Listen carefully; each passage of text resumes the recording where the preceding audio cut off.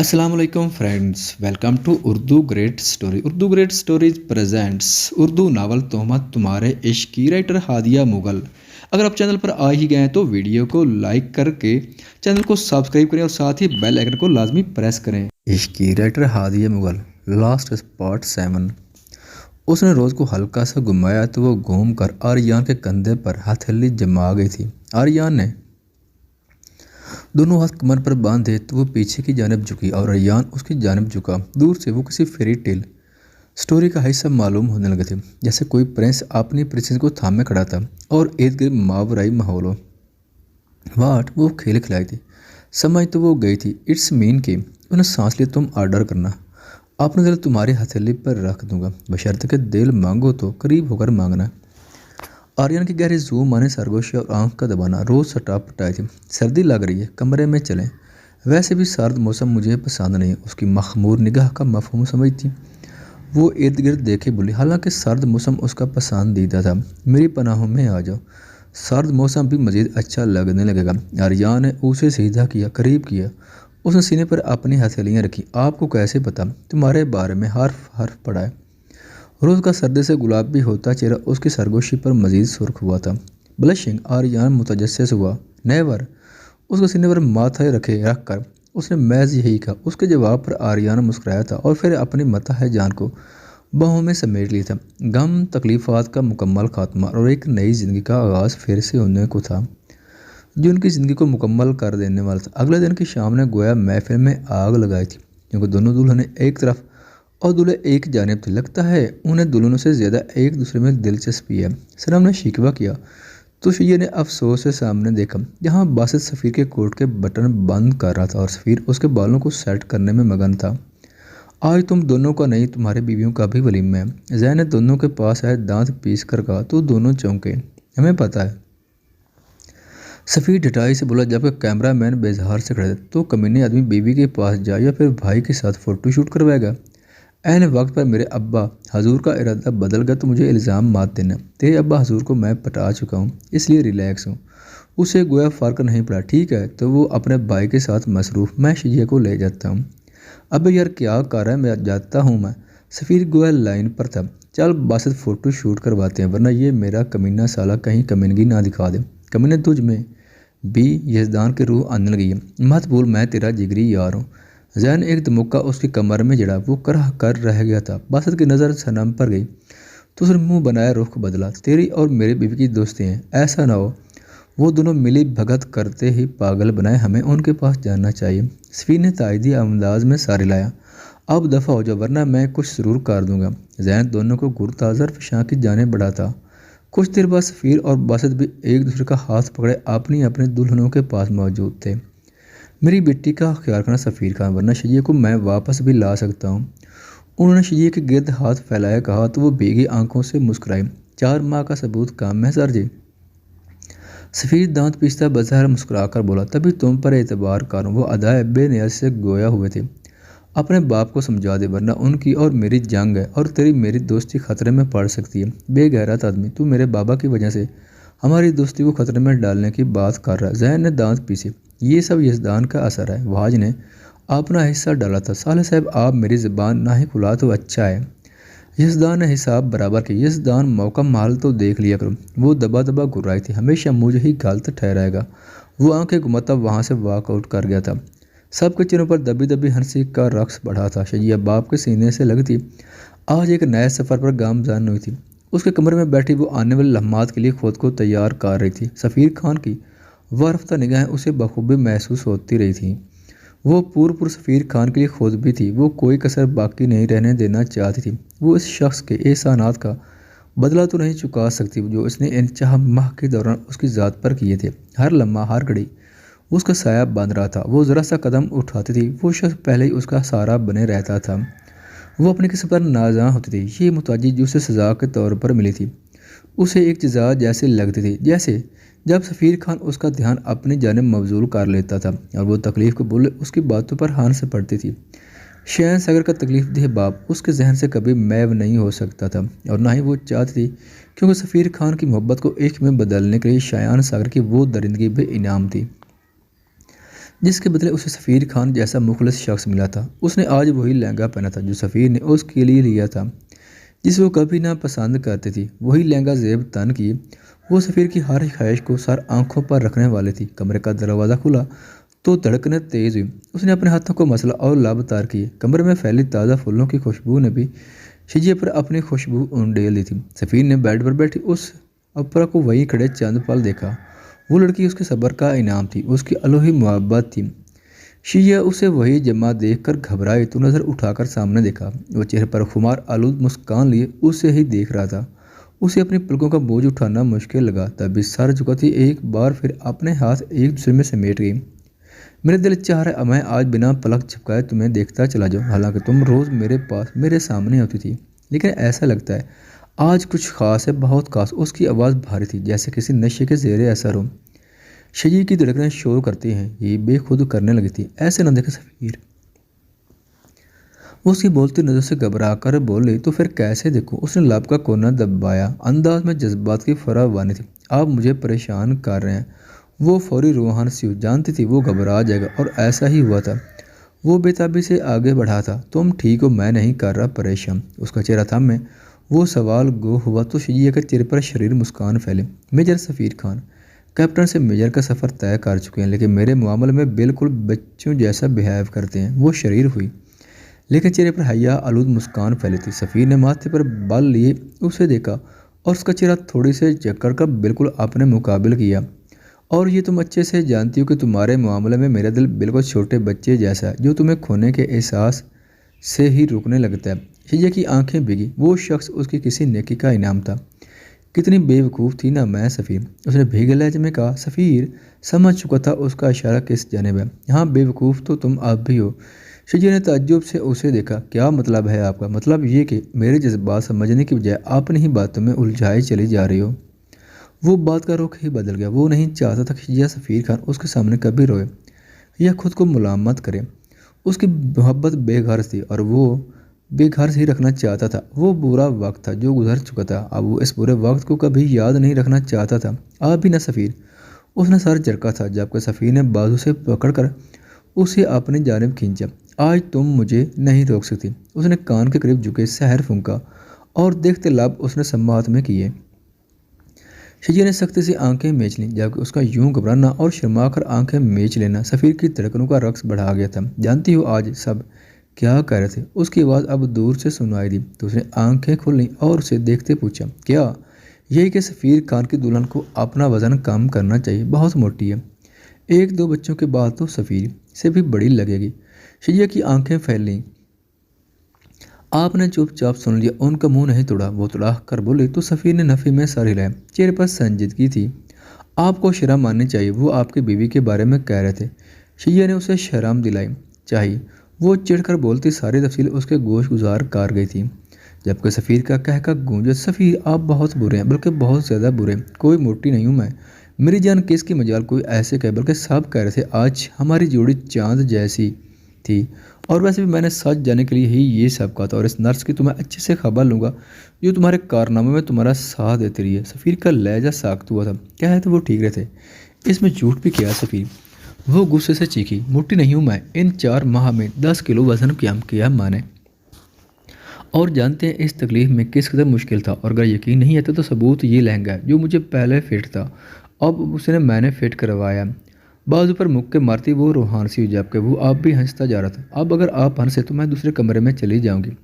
وہ اپنا لہنگا سمیٹتی اٹھنے لگی، لیکن سفیر نے اس کی کلائی کو پکڑ کر اسے روک دیا۔ بالکل بھی نہیں، آپ رضویہ کو کچھ نہیں کہیں گے، اس نے سب میرے کہنے پر ہی کیا، اور ویسے بھی اب میں فخر سے کہہ سکتی ہوں میں موٹی نہیں ہوں۔ وہ اترا کر بولی، فالتو باتوں میں وقت ضائع کر رہی ہوں۔ اس نے الزام شجیہ کے سر پر ڈالا تو وہ ایک بار پھر اسے گور کر رہ گئی۔ مجھے لگتا ہے ہماری آدھی زندگی لڑتے ہوئے گزرے گی، کیونکہ آپ تو الزام بھی ڈالنے کا بہانہ ڈھونڈ رہے ہیں۔ وہ منہ مراتی بڑبڑائے، اور آدھی میں پیار کر کے گزار لوں گا۔ اس کی پیشانی پر لب رکھے اس نے شجیہ کو شرمانے پر مجبور کیا۔ جیب سے ایک باکس نکال کر اس نے سامنے کیا تو شجیہ کی آنکھوں میں ستائش ابھری۔ پچھلے 4 ماہ میں ہم دونوں کا رشتہ الگ نوعیت کا تھا، اس لیے میں تمہیں کوئی گفٹ کوئی آس نہیں دینا چاہتا تھا، میں بس تمہیں ٹھیک ہوتے دیکھنا چاہتا تھا۔ میں اپنا رشتہ اس خاص دن کوئی شروع کرنا چاہتا تھا، اس لیے آج تم مجھ سے جو مانگو گی تمہارے قدموں میں لا کر رکھ دوں گا۔ اس نے وہ سنہری پائل اپنے ہاتھوں میں پکڑی تو شجیہ نے اپنے پاؤں سمیٹے۔ سفیر خمار آلود نگاہ سے اسے دیکھتے پائل اس کے پاؤں کی زینت بنانے لگا تھا۔ اس کے انگلیوں کے لمس پر وہ ٹھنڈی پڑنے لگی۔ سفیر نے دونوں پائل پہنا کر اس کے ہاتھ تھامے اور مہندی لگے ہاتھوں کی پوچھ پر آپ نے لب رکھے اور گہرا سانس لیا، ایک پرسکون سانس جو کئی دنوں بعد میسر آیا تھا۔ مانگو شجیہ۔ اس نے چہرہ اٹھا کر شجیہ کو دیکھا جو گلابی پڑ چکی تھی۔ شجیہ، آج کی رات بھی تم ایسے کرو گی؟ مجھے کچھ نہیں چاہیے، آپ نے بن مانگے ہر خوشی میری جولی میں لا کر رکھ دی، پھر میں مزید کی تمنا کر کر ناشکری کیوں بنوں؟ وقت نے شجیہ سفیر خان کو خاصا عقل مند بنا دیا، یا پھر میرے ساتھ کا اثر ہے؟ وہ ایک بار شرارت پر اترا تو وہ منہ بناتی اسے گورنے لگی۔ سفیر، اب آپ نے مجھے تنگ کیا تو مجھ سے برا کوئی نہیں ہوگا، آپ پرانے والے شجیہ کو بھولیں مت۔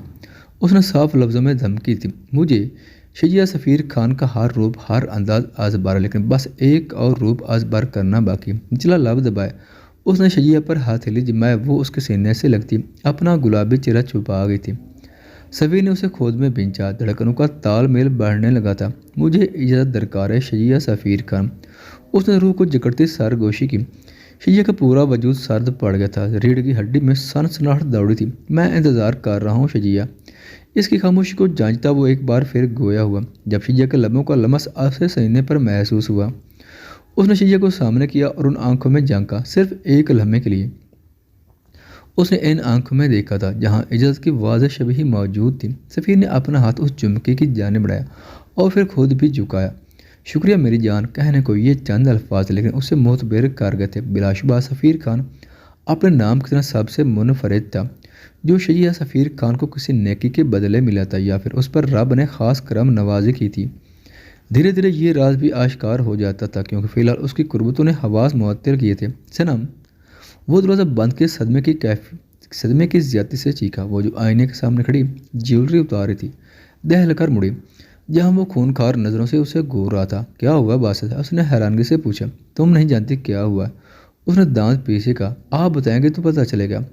شانے اچکا کر وہ مڑی، گویا پرواہ نہ ہو، اور ایک بار پھر اے رنگ اتارنے لگی۔ باسط کو اس کے انداز پر حیرانگی ہوئی۔ باسط تیز قدموں سے آ گیا اور اسے کندھوں سے جکڑ کر رخ موڑتا سرخ ہوتی آنکھوں سے گور کر رہ گیا۔ آپ کی یہ کالی نیلی پیلی سرخ آنکھوں کا وار مجھ پر نہیں چل سکتا، جلدی بتائیں، مجھے نیند آ رہی ہے۔ ایک تو آج کا فنکشن اتنا لمبا ہو گیا تھا، اوپر سے آپ بنا بات کے غصہ کر رہے ہیں۔ میرے ارمانوں پر پانی پھیر کر تم سننا چاہتی ہو۔ کون سے ارمان؟ 4 ماہ بعد ولیمہ ہوا، اب کون سے ارمان باقی رہے ہیں؟ وہ لاپرواہی سے بولے تو باسط کو مزید طیش آیا، لیکن وہ ضبط کرتا رہا۔ جذبات سے آری لڑکی بڑبڑا کر وہ دور ہوتا بیڈ پر جا کر لیٹ گیا۔ جوتے اتارنے کی بھی اس نے زحمت نہیں کی تھی۔ سنم نے بمشکل اپنی ہنسی ضبط کی اور مڑ کر باسط کو دیکھا جو کروٹ کے بال لیٹا تھا۔ سنم نے رت پر موجود چند چوڑیوں کو دوبارہ رکھا، گویا ساری چوڑیاں اتار دی، اور جیولری کے ساتھ بھی یہی عمل دہرایا، لیکن پھر واپس پہن کر اس نے گہرا سانس لیا۔ گو کہ تھوڑا مشکل تھا، لیکن وہ آج باسط کو سرپرائز کرنا چاہتی تھی۔ اپنی لانگ میکسی کو چٹکیوں میں بھرتی بیڈ پر آئی۔ اف اینف، آج تو بہت تھک گئی، چینج کرنے کی بھی ہمت نہیں ہے۔ تھکن کا مظاہرہ کرتی وہ بیڈ پر بیٹھی۔ باسط دل محسوس کیے لیٹ رہا، لیکن پھر اپنے بازوؤں پر دباؤ محسوس ہوا تو آنکھیں کھولے، لیکن مڑا نہیں۔ باسط نے اپنا بازو جھٹکا، پر وہ تھوڑی جمائے اس کے گرد اپنا بازو بھی پھیلا چکی تھی۔ پر نیند کے لیے تو نرم سا تکیہ ہونا ضروری ہے، کسی کی پرسکون بہیں ہونا ضروری ہے۔ اس کی خمار آلود سرگوشی نے گویا جذبات کی آنچ میں اضافہ کیا۔ سو جاؤ، مجھے نیند آ رہی ہے۔ اس نے وہی اربہ آزمایا جبکہ دل مچل رہا تھا اسے باہوں میں لینے کو، اس کے حسن کو سراہنے کو، لیکن وہ سارا ہار سنگار برباد کر چکی تھی۔ پر مجھے آپ کے بغیر نیند نہیں آ رہی، اس نے جان بوجھ کر چوڑیاں کھنکائیں تو باسط نے غور سے اس کے بازو کی جانب دیکھا جہاں چوڑیاں موجود تھیں۔ مجھے آ رہی ہے، سو جاؤ۔ چوڑیاں دیکھ کر اسے احساس ہوا تھا کہ وہ محض اسے ستانے کے موڈ میں تھی۔ کیا سونے کی رٹ لگائی ہوئی ہے، ایک مرتبہ بھی آپ نے آج میری طرف نہیں دیکھا اور نہ میری تعریف کی۔ مجھے تو لگ رہا تھا ولیمہ کی دلہن میں نہیں، آپ کا بھائی سفیر خان تھا۔ وہ چڑھ کر گویا ہوئی تو باسط سیدھا ہوا، جس کی وجہ سے وہ سیدھا اس کے سینے پر گری۔ پر غصے سے وہ سینے پر ہتھیلی رکھتے اٹھنے میں کوئی شاں ہوئی۔ سینے پر گولی لگنے کی وجہ سے وہ اب بھی احتیاط کرتی تھی، لیکن باسط نے کمر میں ہاتھ ڈال کر اس کی کوشش کو ناکام بنایا۔ سو جائیے اب، وہ دانت پیستے گھرائی، ابھی تو باہوں میں سونے کی باتیں کر کے مجھے رومانٹک وائس دے رہے تھے، اور اب چڑیل چڑیل بن گئی ہو، کیا آج روز کی کسر تم پوری کرو گی؟ کیا چڑیل؟ اس نے ناک پھیلا کر باسط کو دیکھا۔ مطلب کا لفظ پکڑا ہے، باقی لفظ تو جیسے میں نے دیواروں سے کہے ہیں۔ باسط نے اسے ہلکا سا جھٹکا دیا، جس وجہ سے وہ مزید باسط کے قریب ہوئی۔ اس کا دو آتشہ حسن مزید قریب سے دیکھتے وہ پل بھر کے خاموش رہ گیا، جبکہ آج آنکھوں نے تعریف کی تھی۔ ڈال گولڈ دیدہ سے میکسی میں وہ آسمان سے اتری کسی حور سے کم بھی نہیں لگ رہی تھی۔ مانگ ٹیکا کے ساتھ اس نے نازک سے جیولری پہنی تھی، لبوں پر پھیلا وہ ہلکا شوخ رنگ اس کے حسن کی آخری کڑی ثابت ہوا۔ آج وہ اگر اسے الپسرا کہتا تو غلط نہیں تھا۔ صنم کی گھنی پلکیں عارض پر آ چکی تھیں۔ باخدا، جس طرح آج میں نے تمہارا حسین روپ نظر انداز کیا، یہ میرا دل جانتا ہے۔ میں تسلی سے تمہیں ان آنکھوں میں جذب کرنا چاہتا تھا تاکہ کوئی حسد باقی نہ رہے، لیکن تم میری امیدوں پر پانی پھیرنے کی ساری تیاریاں کر چکی تھی۔ آخر الفاظ اس نے سلاگ کر کے، صرف آپ کو ستانے کے لیے بدلہ بھی تو لینا تھا۔ وہ بھی اترائی تھی۔ میں بدلہ لینے پر آیا تو تمہاری جان مشکل میں پڑ جائے گی۔ اس کی گمبھیر وجود کو دہکا دینے والی سرگوشی نے صنم کو خفا سے لال کیا۔ اس کے سینے پر چہرہ چھپاتی وہ اس کی نظروں سے اوجھل ہو جانا چاہتی تھی۔ ایک پرسکونیت کی وجود میں پھیلی تو باسط نے اس کا سر بلند کیا اور اس کا حسین چہرہ نگاہ میں بھرنے لگا۔ یوں نظر چرا کر، چہرہ چھپا کر، آج میرے جذبوں کی آنچ سے تم بچ نہیں پاؤ گے۔ آج قسمت میں سلگنا لکھا ہے تو لکھا ہی ہے۔ ایک اور جان لیوا سرگوشی اور صنم کے گالوں میں گویا کسی نے تپش بھڑکا دی۔ آپ ایسی سب باتیں مت کریں۔ پلکیں دوبارہ جھک گئی تھی۔ پھر کیسی باتیں کروں؟ کیا کہ وہ اب اس کی زوم مانے باتوں سے گھبرا گئی تھی۔ چھوڑیں آپ، اچھا تھا آپ کے آنے سے پہلے تم ایسا کبھی نہیں کر پاتے۔ باسط نے اس کا ادھورا جملہ مکمل کیا۔ بڑا یقین ہے۔ صنم نے ہونٹ گھمائے گویا یقین نہ ہو۔ ثبوت سامنے ہو تو پھر یقین کی گواہی کس لیے؟ اس کی پیشانی کو نرمی سے چھوتے اس نے صنم کا سر تکیے پر رکھا اور خود اس کی جانب جھکنے لگا۔ صنم نے شرما کر اپنا چہرہ چھپا لیا۔ باسط بعد مزہ ہوا تھا، پر اس کا ہاتھوں کی جوری سے دیکھنا اگلے ہی پل اسے مسرور بھی کر گیا تھا۔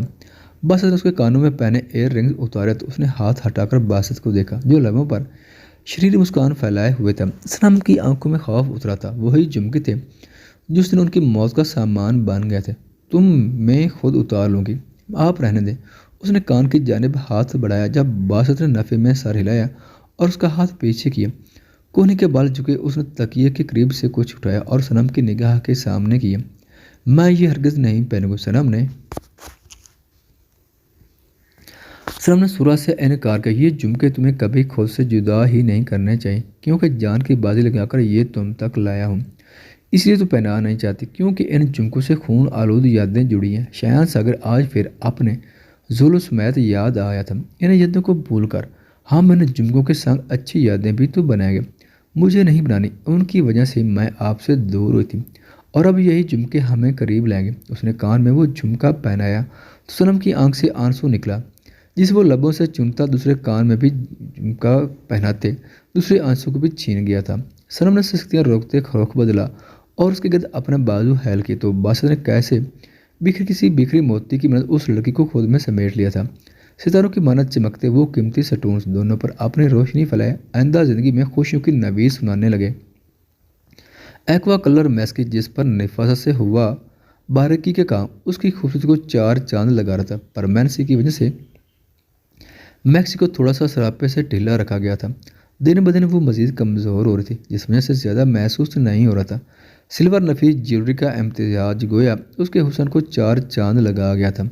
یزدان کتنا عجیب لگے گا، سب کیا سوچیں گے؟ تم پہلے بھی تو ریسیپشن رکھ سکتے تھے، کسی کی کیا جرات کہ آپ کے بارے میں غلط سوچیں؟